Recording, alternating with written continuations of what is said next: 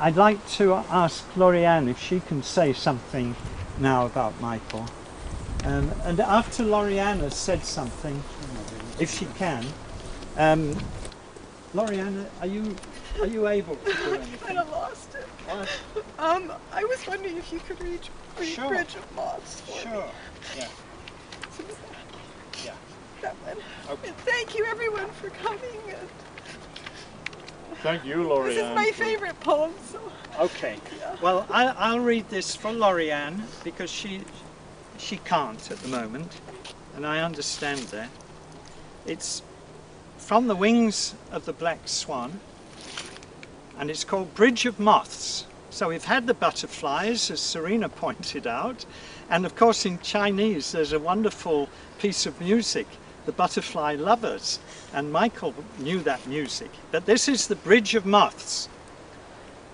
Across 10,000 miles, my thoughts fly to you, a swarm of pastel-coloured moths to beat against your window panes in the dark. Will you hear them and let them in? Or will you find them in the morning dead on the sill, sweep them up and throw them away?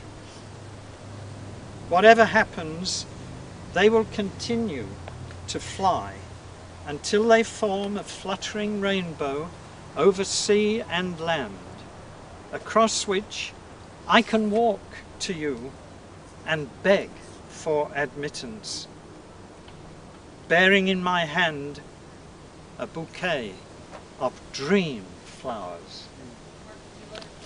Lovely.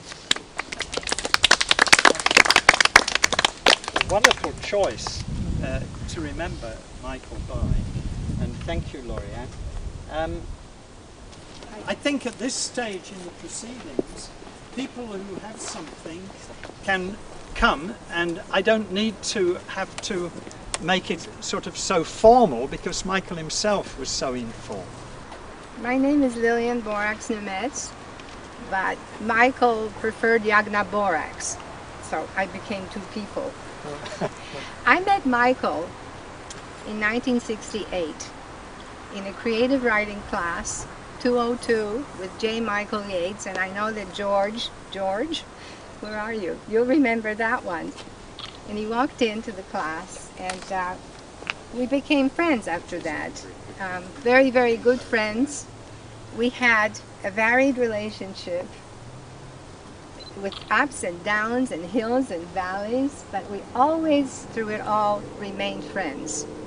Michael was wonderful. He was my mentor. He was kind. He was creative, and I want to read you this poem, and I hope I can get through it without crying. Michael loved Chinese poetry, and he bought me this book on my birthday and inscribed it with a poem, which I would like to read. And it's handwritten, you see. And it was written on the 3rd of December, 1969. And it says, it's titled For Jagna.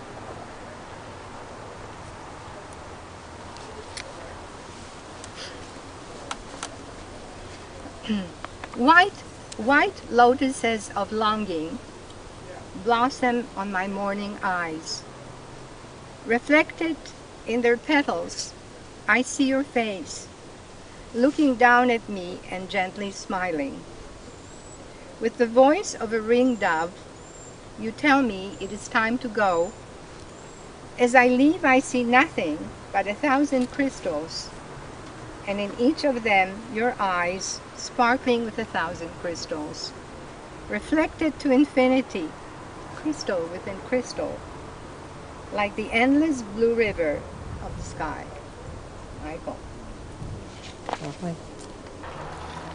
Michael, I know you are here, just as Serena pointed out.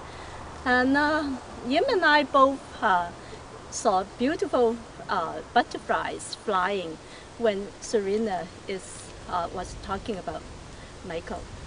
And Michael, I treasure the time I shared with you, whether it's poetry reading with you or just chatting with you in your cozy apartment. Your wisdom and smile will always live in my memory. It's my privilege to have known you and to have translated your moons and mirrors. In eternity, you will always be my good friend as well as my caring teacher. The Dunbar area where you used to live is still the place I do shopping and banking. It is the route I travel to work, to and from work. Everything remains the same. Even the beautiful umbrella shape of the Japanese maple in your courtyard is still covering your balcony, except you are missing. I didn't cry, but my heart was weeping. The emptiness in my heart is beyond description. You told your daughter Miriam you'll come back in the spring as a butterfly. When I heard this promise, my hope was renewed, always knowing you will be back with the spring. I have the good fortune to know you through poetry reading. So, in Michael's memory, I'm going to read a poem entitled Moonboat.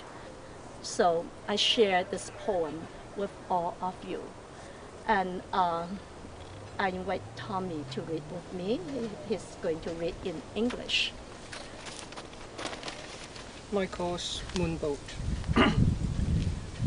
Moonboat floating in the ocean of space, drifting towards a dreamland where partings end, the country of meetings to which the moon pulls all the waters of the world.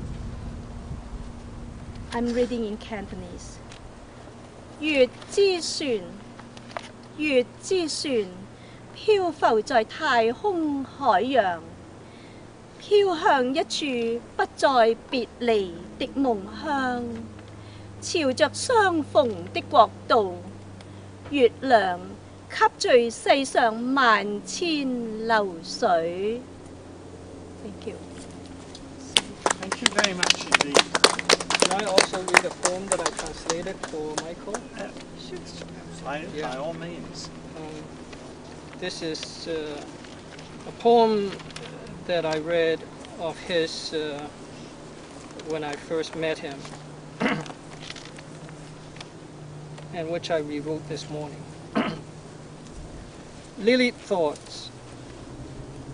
Among my lilied thoughts, green dreams drift slowly down between green leaves. Coming to rest among the hidden roots, they seep into the sap and rise as flowers, whose scent spreads out across the silent mirror of the sleeping lake and feeds the hungry hearts of other drifting dreams that flow past on the opalescent wings of dragonflies drunken with the petaled perfume of leafy music of the swaying reeds. I read it in Mandarin. 百合的意念，在我百合般的意念里，绿梦在绿叶间缓缓飘落，停息在隐蔽的根畔，渗入枝叶里，升华为花朵，花芳洋溢于酣睡的湖上，凝密的镜面，为不别的流浪的梦，那饥饿的众心，浪梦在蜻蜓乳白的翅膀上飘过，蜻蜓在瓣瓣香薰与摇曳芦苇的夜韵中酣醉。Thank you.